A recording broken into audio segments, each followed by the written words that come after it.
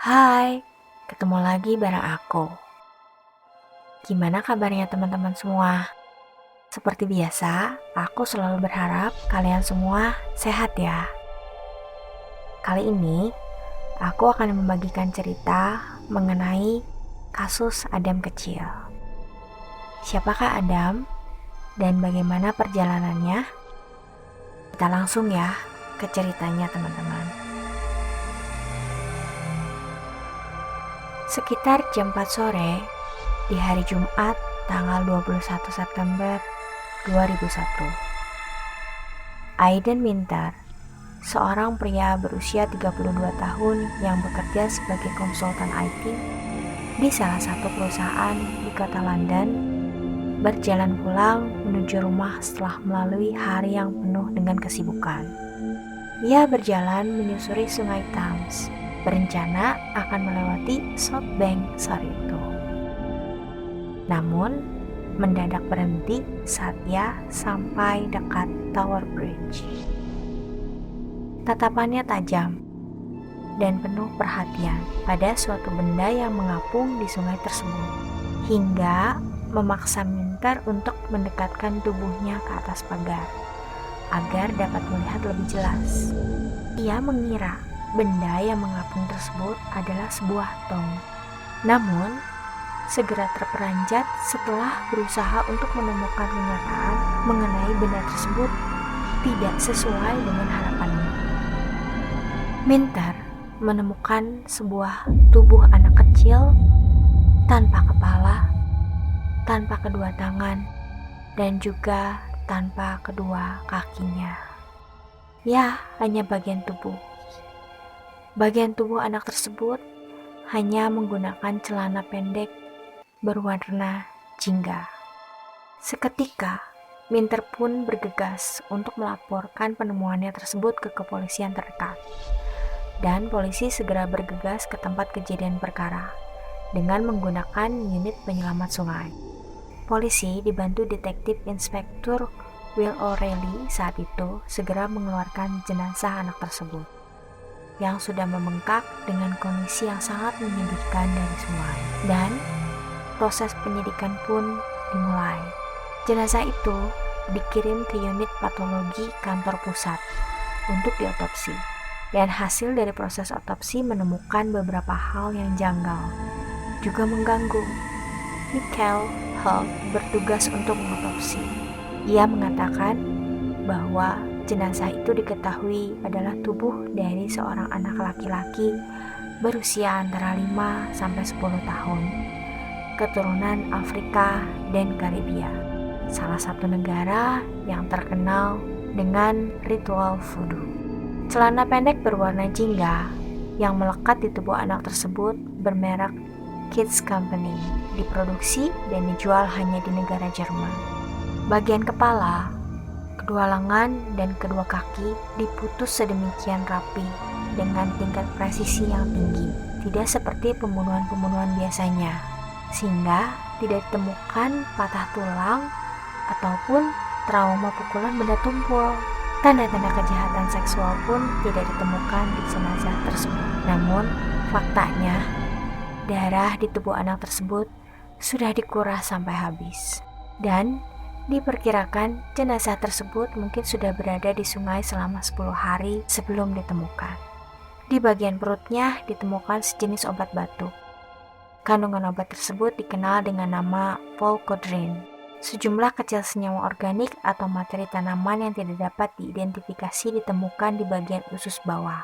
Dan yang tidak kalah sedih lagi, berdasarkan hasil otopsi anak tersebut tidak makan selama beberapa hari sebelum kematiannya. Dinyatakan penyebab kematiannya dikarenakan trauma pada leher.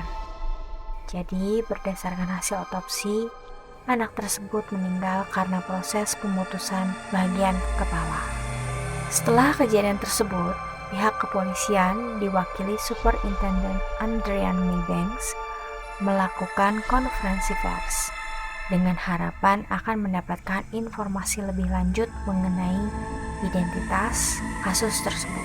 Dikarenakan pihak kepolisian belum dapat mengidentifikasi keluarga ataupun identitas diri dari jenazah anak tersebut, Maka pihak kepolisian London bertindak sebagai keluarga dari jenazah tersebut dan menamai jenazah tersebut dengan nama Adam.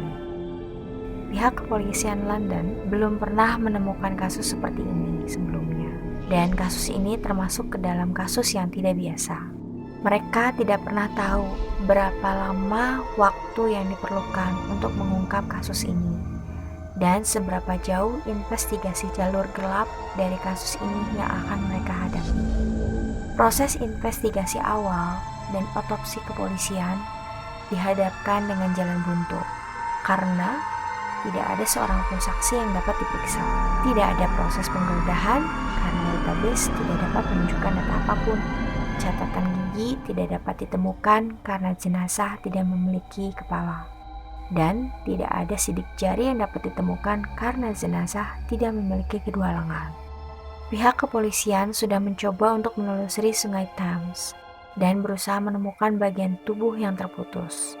Namun, potongan tubuh tersebut tidak pernah ditemukan hingga kini. Begitu pula dengan motif pembunuhan sebelum dapat diketahui. Berbagai usaha sudah dilakukan pihak kepolisian, namun selalu menemukan jalan buntu.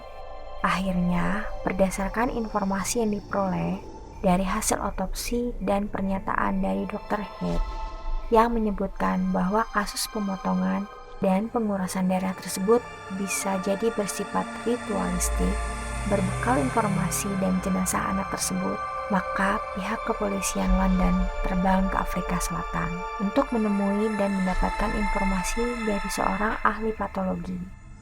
Di sana, mereka bertemu dengan seorang ahli patologi bernama Dr. Hendrik Scholes. Otopsi kedua dilakukan olehnya dan mendapatkan hasil yang lebih aneh lagi. Scholes berpendapat bahwa kondisi jenazah anak tersebut mirip dengan salah satu kasus pembunuhan tertentu di Afrika pada tahun 1994, di mana mayat tersebut telah dipotong-potong dan dibuang di dekat badan air yang dibungkus dengan kain orange merah atau jingga. Dan kasus tersebut telah terbukti sebagai pembunuhan yang dimaksudkan untuk mengambil atau menggunakan bagian tubuh untuk membuat ramuan obat dalam praktik gelap yang dikenal di Afrika sebagai ritual muti.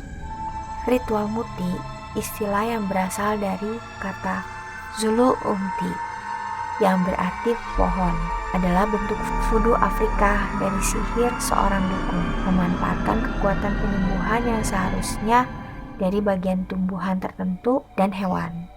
Namun, di kumpulan yang menyimpang, mereka menggunakan bagian dari tubuh manusia. Sebetulnya, penggunaan bagian tubuh manusia dalam ramuan atau ritual tersebut sudah dilarang secara resmi di Afrika.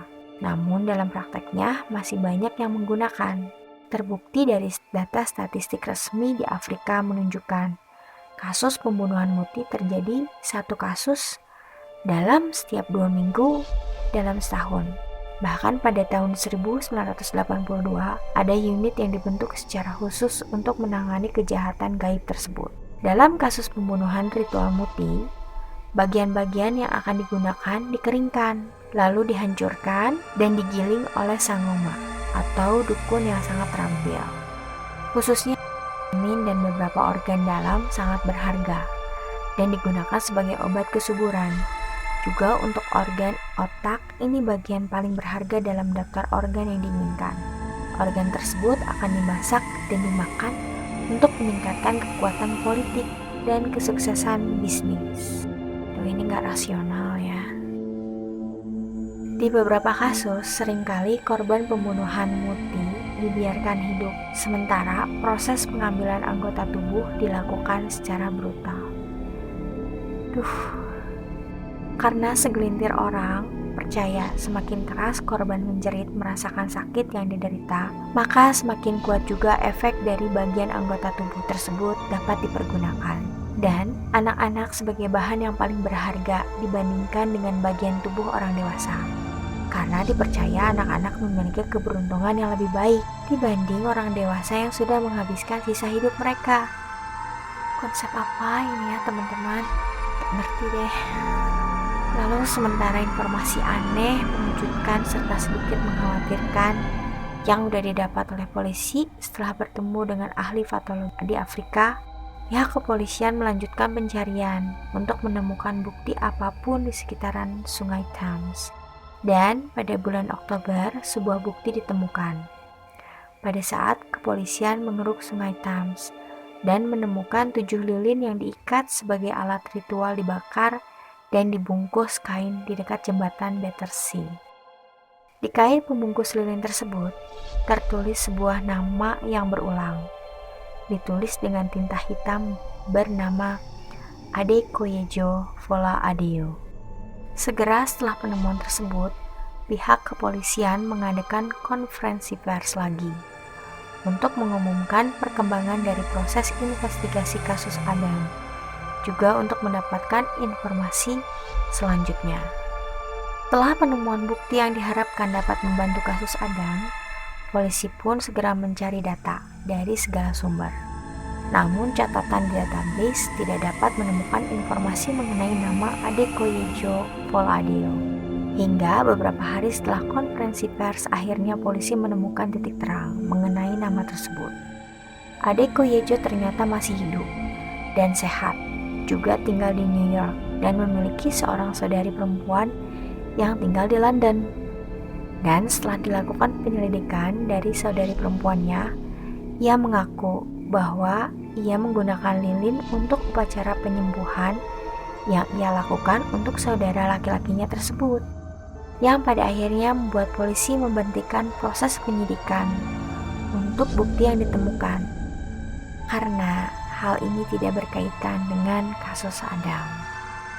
Pada bulan Januari 2002, Will O'Reilly, salah satu penyidik utama kasus ini, mengunjungi seorang dosen senior ilmu agama Afrika di University of Batspa bernama Dr. Richard Hoskins, yang pernah berkomentar di salah satu media mengenai teori kasus Adam.